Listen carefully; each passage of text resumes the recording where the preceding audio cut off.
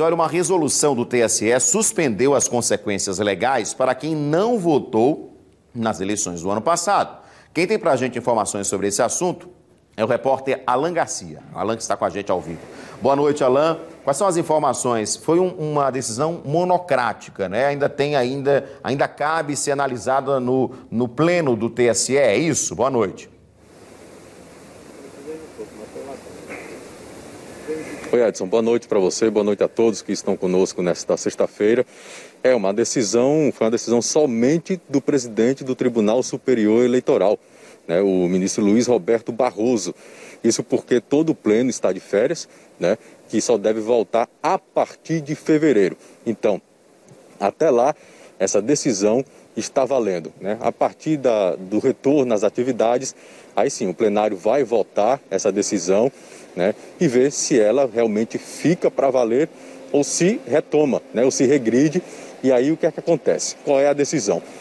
O ministro, presidente do TSE, decidiu, durante este momento, que as pessoas que não votaram e que aí não justificaram a ausência e nem pagaram a multa, por enquanto, não acontece nada contra essas pessoas.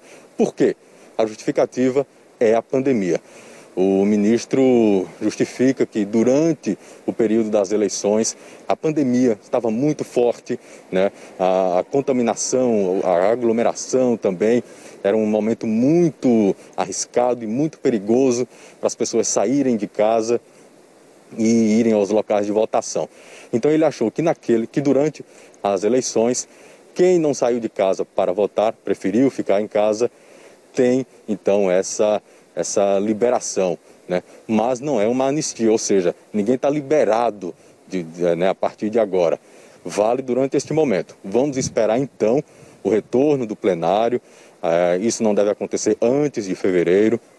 E aí sim teremos uma decisão, né, daqui para frente, de fato, se quem não votou, aliás, realmente está liberado dessas consequências, né?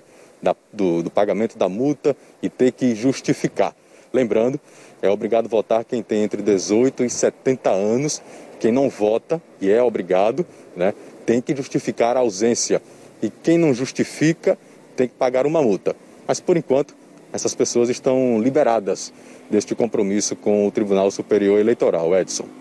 Pois é, a gente estava falando, né, que esse prazo de justificativa estava acabando. Então, acabou do primeiro turno e agora acabou também para o segundo turno. Então, o que acontece é que, a partir desse fim desse prazo de justificativa, poderiam já ser aplicadas essas multas, enfim, para aqueles eleitores que não compareceram. A decisão do presidente é justamente para suspender essa aplicação, né, dessas punições nesse momento, mas é claro que ainda precisa ser analisado pelo pleno do TSE. Se for aprovado por unanimidade ou não, enfim, por maioria, aí não haverá essa necessidade. Agora é importante frisar, né, Alan, porque para justificar você precisava comprovar, por exemplo, que você estava com os sintomas da Covid, você teve resultado positivo para a Covid, por exemplo, e nem todo mundo conseguiu fazer teste. Então, assim, eu acho que foi uma decisão interessante por esse lado, porque, assim, fica difícil comprovar se você não fez um teste na época, não adianta você fazer agora para comprovar que em novembro você estava com Covid. É algo complicado também, né? Vamos aguardar, né?